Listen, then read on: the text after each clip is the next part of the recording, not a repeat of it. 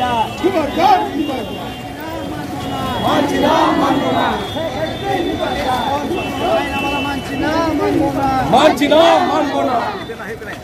ধ্বংসকারী ইউসুফি বিল মানছি না, মানব না।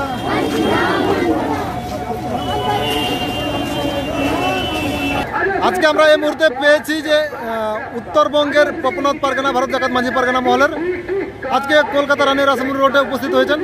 আজকে আপনাদের ইউনাইটেড ফ্রম অফ অল আদিবাসী অর্গানাইজেশনের পক্ষ থেকে যে কর্মসূচি, সেই কর্মসূচিটা কিসের জন্য এবং কেন?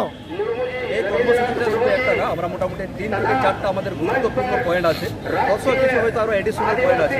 প্রথম যে পয়েন্টটা হচ্ছে যে ভুয়ো এসটি, যেটা ফেক এসটি সার্টিফিকেট আমরা দেখতে পাচ্ছি, সেটা যাতে বন্ধ করা হয়। যে জাতি চুরির কথা আমরা বলছি, আবার আমরা দেখছি কিছু আদিবাসী ষড়যন্ত্রভাবে সেখানে আদিবাসী হতে চাইছে, তারা যাতে হতে না পারে। এবং দ্বিতীয়ত আমরা যেটা হচ্ছে বনাধিকার অ্যাক্ট 2006 সালে আমরা জানি আমাদের ভারত সরকার বনাধিকার অ্যাক্ট চালু করেছে, কিন্তু আমাদের ভারতবর্ষে মাত্র 3 থেকে 4টে রাজ্যে সেটা লাগু আছে, অন্যান্য রাজ্যে লাগু নেই। কিন্তু আমরা কি দেখতে পেলাম, কিছুদিন আগেই 2023 সালে আবার সেন্ট্রাল গভর্নমেন্ট কী করছে, সেই বনাধিকার অ্যাক্টটাকে আরও লাগু করছে, যে কোনো বনাঞ্চলের কোনো প্রাইভেট কোম্পানি 100 একরের মধ্যেই অনেক কোটি কোটি টাকার জমি কিনতে পারে। এবং দ্বিতীয়ত যেটা আমরা বলছি ইউসিসি, যে আমরা জানি আমাদের দেশ নানা ভাষা, নানা মত, নানা পরিধান, বিবিধের মাঝে দেখো মিলন মহান, সেই তত্ত্বটাকে খারিজ করে দিয়ে নিজের মতন করে তারা ইউসিসিটাকে বানাতে চাইছে, যেটাকে আমরা সোজা কথায় বলতে পারি কোনো একটা ধর্ম তার নির্দিষ্ট, যেটা আমরা মনুসংহিতাতে দেখেছিলাম, সেটা তার মনুসংহিতা অনুযায়ী বা আমরা যেটা বলি যাজ্ঞ বল্লভ সংহিতা থেকে সে কার্যকর করতে চাইছে।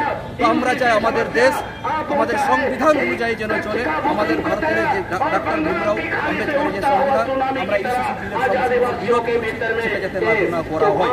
এই সমস্ত আমাদের মূল দাবিগুলো ছিল। আচ্ছা, আপনারা বিভিন্ন সময় দাবি করছেন যে আদিবাসীরা ফেক সার্টিফিকেট নিয়ে প্রতিবাদ আমরা বিভিন্ন সময় লক্ষ্য করেছি। এই যে ফেক সার্টিফিকেট আমাদের জনপ্রতিনিধি অর্থাৎ আদিবাসী জনপ্রতিনিধিরা অনেক সময় দাবি করেছে ফেক বলে কিছুই নেই, এটা নিয়ে কি বলবেন? তো প্রথমে বলে দিই, আমাদের রাজনৈতিক দলের যারা এমএলএ এমপিরা আছে, তারা এমএলএ এমপি আর নেতা নয়, তারা হচ্ছে ভেড়া। একটা ভেড়া মে করলে এই ভেড়াটাও ওই ভেড়ার সাথে যে এ দলের যুক্ত, সেই জন্য সে মে করে। তো আমরা সাদা চোখে খেলি, আমরা দেখতে পেয়েছি কিছুদিন আগে আমাদের রাজ্যের যে চিফ সেক্রেটারি, তিনি স্বীকার করেছেন আমাদের রাজ্যে প্রায় 25,000-এর বেশি এরকম ফেক এসটি সার্টিফিকেট আছে। এবং আমরা দেখেছি মালদাতে প্রায় 3টে সার্টিফিকেট বাতিল করা হয়েছে, যে অলরেডি 2010 থেকে প্রাইমারি চাকরিরত। এরকম আমাদের জেলায় বিভিন্ন রাজ্যে আমরা দেখেছি। তো সেই সব এমএলএ এমপিদেরকে আমি বলে দিতে চাই এবং আমাদের জনসাধারণকে বলে দিতে চাই, যে ভেড়া মে করবে তাকে পরবর্তীতে বাঁধা হোক অথবা তাকে খাওয়ার করে রাখা হোক, সে যাতে পরবর্তীতে বিধানসভায় যাতে না যেতে পারে। আচ্ছা, এখানে যে টুরকা প্রকল্প বা দেউচা পাচামি নিয়ে যে আওয়াজটা তুলেছেন আপনারা, যে বিভিন্ন প্রকল্প বা শিল্প মানে তো দেশের উন্নয়ন, কিন্তু আপনারা দেশের উন্নয়নকে বিরোধিতা করছেন কেন? আমরা দেশের উন্নয়নকে বিরোধিতা করিনি। যে কোনো জিনিস আমরা যখন কোনো কাউকে বড় করি, আমরা বাচ্চাকে যখন লালন পালন করি, তার একটা আদর দিয়ে, ভালোবাসা দিয়ে, তার ভালো চাইলেও কিছুটা শাসন, কিছুটা ভালোবাসা দরকার।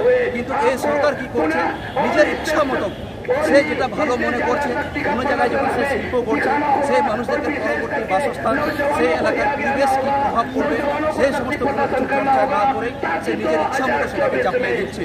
এবং আমরা জানি যে ফরেস্ট রাইট অ্যাক্ট বা আদিবাসীদের যে অধিকারের সংবিধানের আমরা বিভিন্ন অধিকার দেখেছি, আদিবাসী এলাকায় যদি কোনো কিছু করতে হয়, সেখানে তাদেরও মতামত নেওয়া দরকার।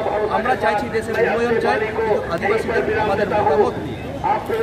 আজকে যে ইউনাইটেড ফ্রম অফ অল আদিবাসী অর্গানাইজেশনের পক্ষ থেকে যে সমস্ত কর্মসূচি গ্রহণ করা হয়েছে, এই সংগঠন বা এই ফোরামে মূলত কটা সংগঠন রয়েছে? এই সংগঠনে আমরা মূলত প্রায় সরকারিভাবে 46টা সংগঠন আমরা পরবর্তীতে জানতে পারেছি এই আন্দোলনের অনেকেই নিজের স্বেচ্ছায় যোগদান দিতে চেয়েছে। আমরা এখনও সরকারিভাবে যে হিসাব পাইনি, আমরা 50টার মোটামুটি ধরে নিতেই পারি। আচ্ছা, আজকে যে দাবি দাওয়া, এই দাবি দাওয়া নিয়ে সরকারের পক্ষ থেকে কোনো সদুত্তর যদি না পাওয়া যায়, পরবর্তীতে আপনারা কি স্টেপ নেবেন? আমাদের দেশে দুটো পদ্ধতি থাকে, একটা হচ্ছে আন্দোলন, একটা হচ্ছে কাগজ কলম। আরেকটা যে পদ্ধতি থাকে, যে আমরা জানি আমাদের দেশের সবচেয়ে যে বড় সমস্যা হচ্ছে যে প্রত্যেকবার যে নির্বাচন হয়। তো আজকে আমাদের দেশের জনগণকে সজাগ হতে হবে যে আমাদের আন্দোলনের মাধ্যমে যদি না হয়, কাগজ কলমের মাধ্যমে যদি না হয়, আমাদেরকে নির্বাচনেও আমাদের এমন ভূমিকা থাকতে হবে, হয় কাউকে আমাদের জেতানোর ক্ষমতা রাখতে হবে অথবা কাউকে হারানোর ক্ষমতা রাখতে হবে। আর সেটা আমাদের যেহেতু আমাদের রাজ্যে প্রায় 6% এসটি আছে, মাত্র 1% ভোট যদি এদিক ওদিক হয়।